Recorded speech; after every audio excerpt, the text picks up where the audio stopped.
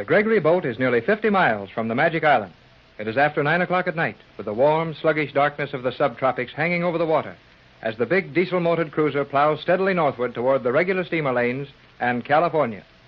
The escape from the island was entirely successful, but the Gregory boat is short of fuel, and those on board have no guarantee as to their margin of safety before the Euclidean scientists on the island repair the damage done by Jerry and Joan and set out after the boat. Mrs. Gregory and her daughter Joan are in the radio cabin, listening constantly for a message from Johnson, who is speeding through the South Pacific somewhere ahead of them.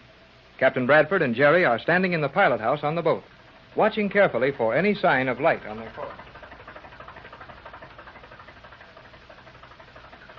How much farther can we go on the oil we got, Tex? Not very far, kid. I'd say 5 miles to most. Gee, are you sure about that code message of Johnson's? Couldn't miss it, Jerry. Johnson said he'd leave a trail of oil drums with lighted buoys on his course. He wasn't further than this when he dropped the first one according to his message. Then we ought to see it pretty soon, if it hasn't been carried away off the course. No, not much danger of that. There's no wind, and I've been setting our course to compensate for what little drift there is. Just the same, I'm getting kind of worried. We couldn't do any more than hold her on a course with the little breeze we got. I know it, Jerry, but we'll just have to hang on and see what happens. Then if we do run out and haven't picked up the drum, we'll simply have to radio Johnson and ask him to turn that boat around and come after us. But his boat's on a scheduled run, and they've lost a lot of time over us already. Yeah, true, but they'll come back if they have to. Of course, it's better for us if they don't, as Johnson is getting nearer a regular steamer lane all the time. And if he can catch a fast mail boat to Los Angeles, I can get in there and get busy on my formula. But if we get fuel enough, we can make better time on this boat than anything on the ocean. Why wouldn't it be better for them to wait for us and load us with fuel than let us tear on into Los Angeles? Well, you see, Jerry, well, I didn't want to alarm Pat and Joan with this, but Johnson's playing smart in more ways than one. He's got a mighty good idea of the sort of thing we've been up against. And he's afraid we'll still get caught and dragged back to that island. And if that happens, he wants to be free to go on into Los Angeles, get that formula compounded, come back to do a real job of wiping out that island. Oh, gee. Do you think there's any real danger of us getting caught before we get far enough away from the Magic Island? Yes, Jerry, I do. We saw enough things there to warn us that almost anything is possible where G-47 and his men are concerned. Yeah, I guess that's right, all right. Maybe even Johnson hasn't got as much chance of getting away as he thinks he has. Why not? Well, we had the Euclideans thinking Johnson was on board this boat.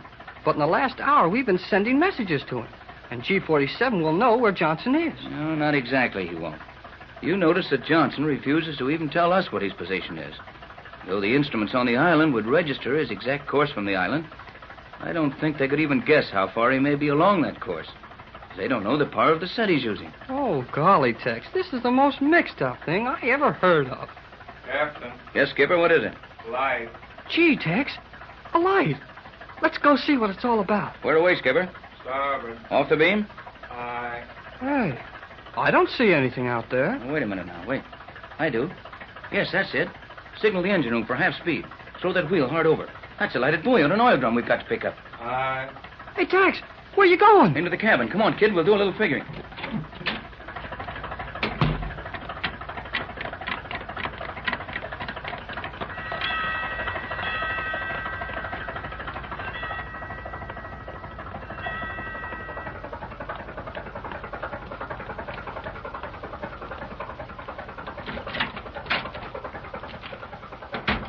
Are we changing our course, Tex? I heard the engine room telegraph. Yes, we're circling to pick up the first of the drums of oil Johnson dropped for us. Oh, you have seen the lighted buoy, then? Oh, no, the skipper saw it.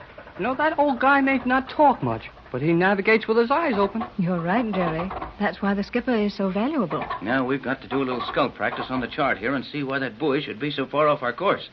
Hey, the motors have stopped. We must be getting ready to pick up that oil drum. Sounded to me more like we've run out of fuel. Yes, that's about it.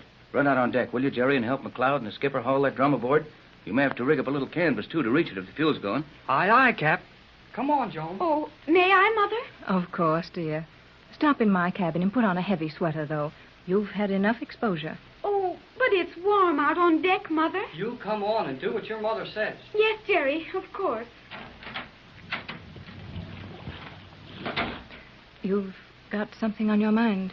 Tex, what is it? Well, I don't like that running out of fuel, for one thing, and that drum being so far off our course for another. We're not out of the woods yet, Pat. But Johnson's last message sounded confident enough. Yes, I know, but, well, Pat, I wasn't going to tell you. Yes, Tex? And I told Jerry not to discuss it in front of you, but things lack a whole lot of being perfect for our getting away safely. I know there's a certain element of danger, Tex, but after what we've been through on that island... Exactly, dear. After what we've been through on that island, we don't want any more of it. You don't think there's much chance of those Euclideans being able to stop us now, do you? Well, we're only 50 miles from the island.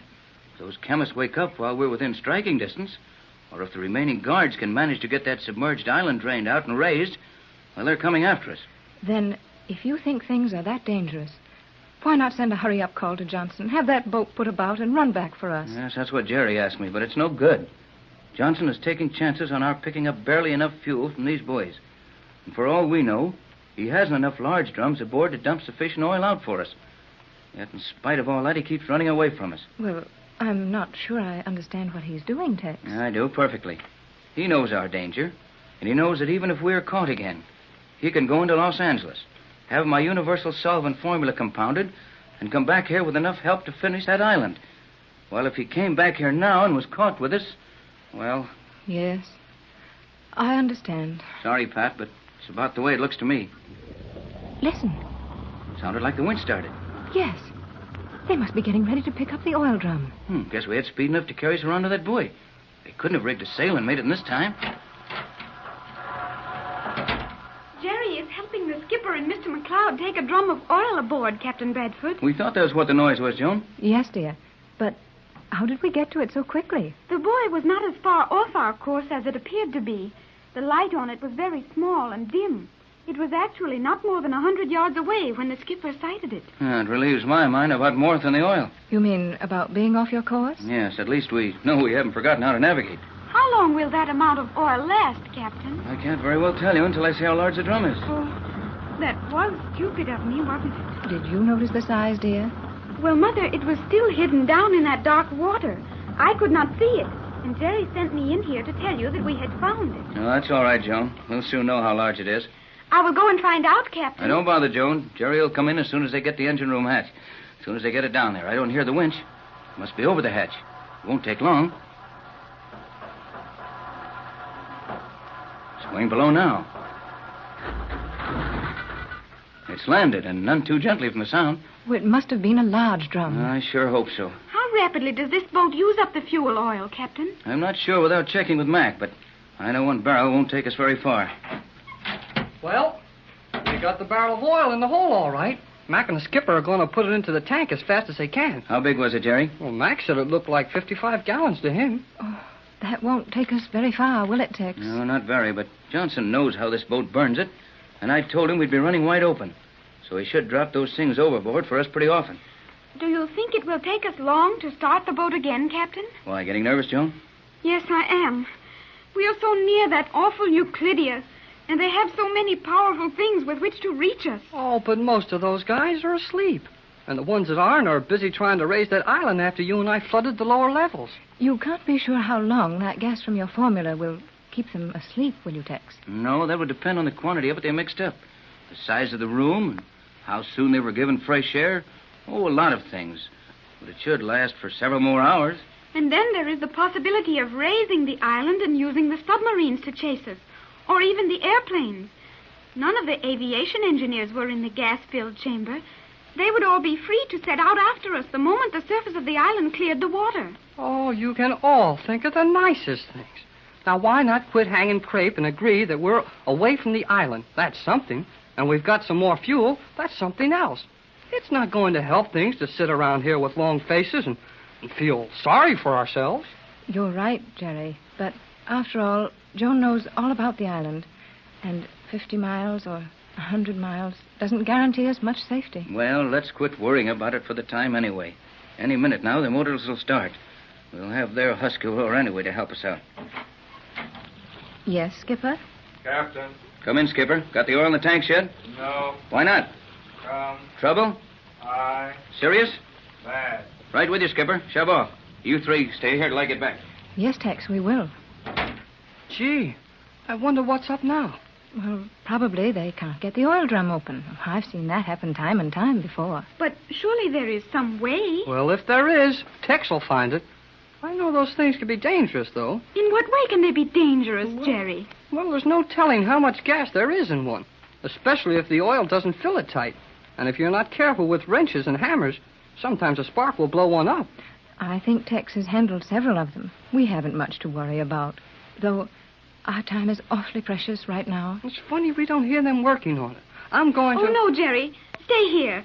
You know the captain said for us to stay here in the cabin. But golly whiskers. I think you should stay, Jerry. For some reason, Tex wanted you to, and his reasons are usually very good ones. Oh, okay, Mrs. Bradford, I'm sorry. But, well, I don't like to just sit here and do nothing. I'm getting the jitters. I, too, have the jitters, Jerry. Oh, what was it, Tex?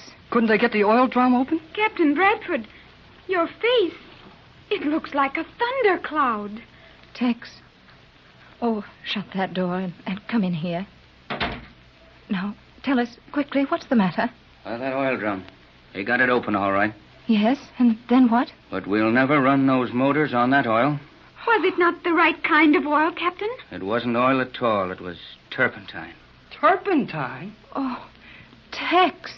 Then we can't move. No, we can't move. And we've gone just as far from that island